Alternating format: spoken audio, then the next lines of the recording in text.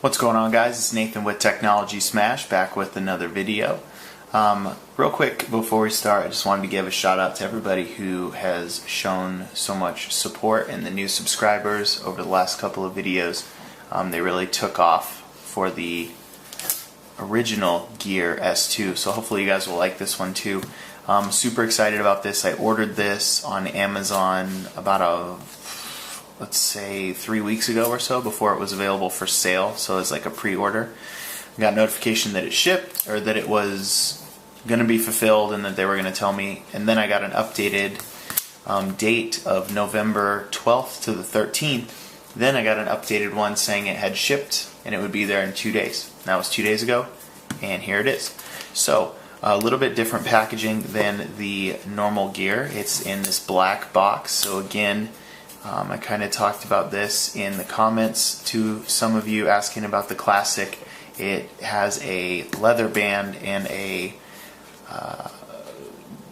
slotted rotating bezel. There's little slits in it, and the band is positioned in a little bit different way, so you should be able to use wireless chargers and things like that.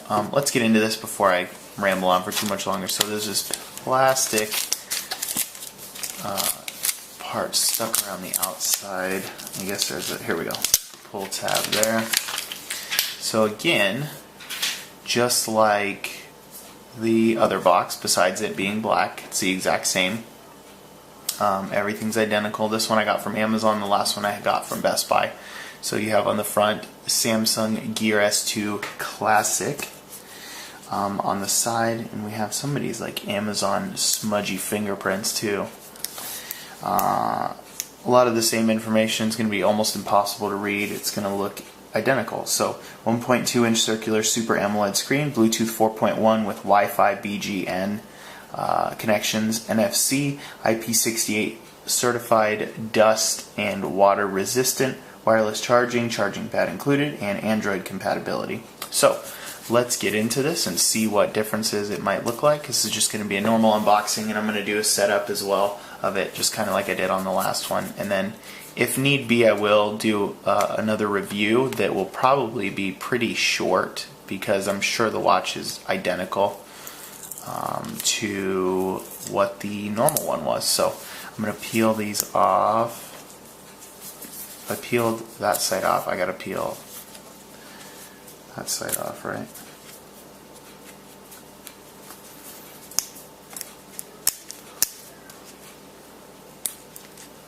Every time I try to cut these, it just like doesn't cut, so I just have to end up peeling them off. Okay, so it was just the two tabs, so let's go ahead and pull this off. So there is the watch, and inside it's black too, so that hard plastic we had last time is black, so we'll pull that whole thing out, move it to the side, and we're going to look at everything just like we did last time. So on the inside here, and it has that packaging, everything's black as if it's like premium. So here is our charger. I'm sure everything looks about the same. It has that recyclable bag type of material it had last time. Even so, they didn't want to reprint the booklet, so they covered it in a black piece of paper. That's funny. So inside now they have the pictures of these as well. The quick reference manual.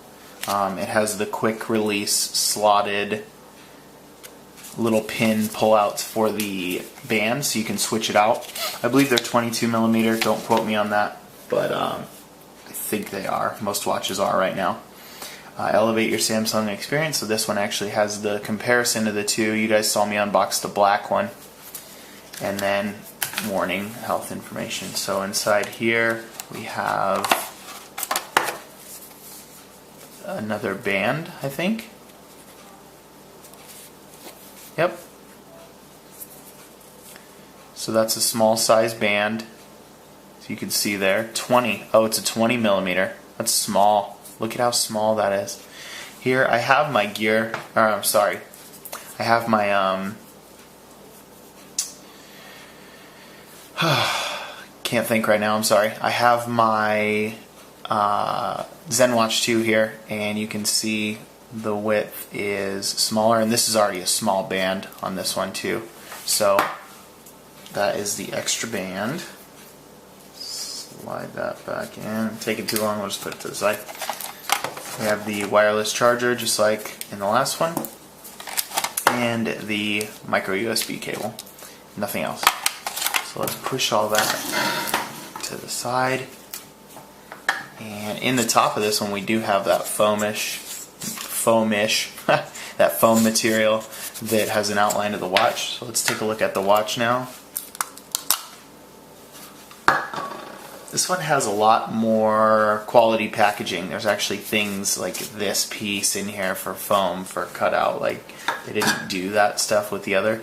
This watch is also $50 more expensive than the normal version. First impression right away, again, this is a very small watch. You guys have heard me time after time if you watch my other videos. I like bigger watches. The ZenWatch 2, like, there's no comparison. They have huge bezels, yes, but the size of this watch, the way that it is on the wrist, I really like.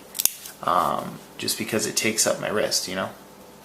I like the way that it looks. So, the Gear S2, that was my biggest complaint, and that was why I returned the other. And this is kind of a review unit type of deal where I wanted to look at it and see how I like it.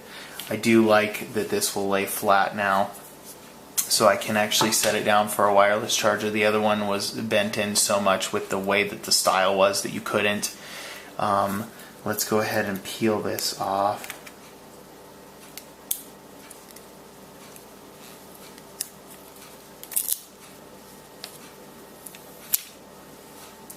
Okay, so first things that are different are that little slotted or edged bezel.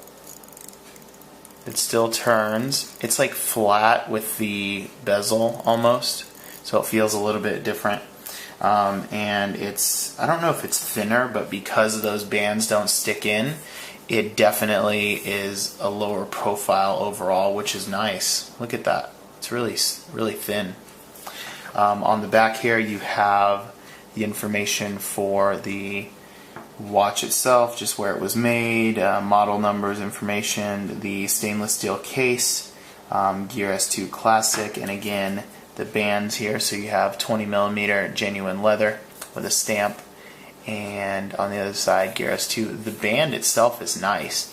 This one has been very stiff and it's very thin. This is a nicer band. It's actually kind of pushy and plush into it. Let's go ahead and boot this up by holding this button, I think is what I did the last time. Let's try the bottom one. There we go. Samsung Gear S2. We'll do a quick setup as well, just like I did last time in case people wanted to watch this video over my other one. So we'll do a quick setup, and then like I said, I'll probably do just a very quick review because I'm going to wear this for a couple of days and see how I like it, especially with the difference in materials and things like that, just so you guys kind of know where I stand if you're thinking about getting the watch. So install Samsung Gear app on phone from Galaxy Apps. So last time I did this, I didn't search all the way, and I kind of made it harder than it needed to be. So let's find it. Samsung Gear. So let's search the Play Store, and there it is. I think. Yeah. Accept. So we are going to, let's go ahead and turn on Bluetooth now, because we're going to have to anyways. Oh wow, it already installed. So Bluetooth is starting up. I am running Marshmallow for those of you who are curious on my Nexus 6. Connect to Gear.